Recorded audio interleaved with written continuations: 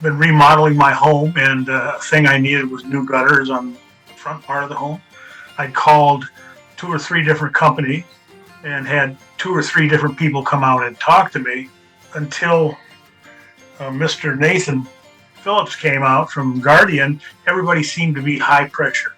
I even had one company offer to sell the product to me for one price if I signed immediately, but I wasn't going to sign immediately, doubled the cost. Well, that turned me off. So Nathan called and I said, Nathan, would you come out and look? He said, yes.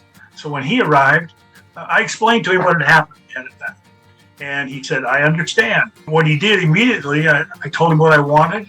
He explained everything, went and did the measurements. So we went back to the gutters, gave me a price. I said, okay, I'd like to do this on Monday if I can. He said, sure. So I called him last Monday and it's all set up, done. He gave my wife and I a feeling like he cared. And I understand that companies have to make money. That did not seem the driving force behind Nathan. So we really appreciated him. I've communicated to him a couple times since then. We're very, very pleased. If anyone in my family or friends were interested, he would be the first person I would have call.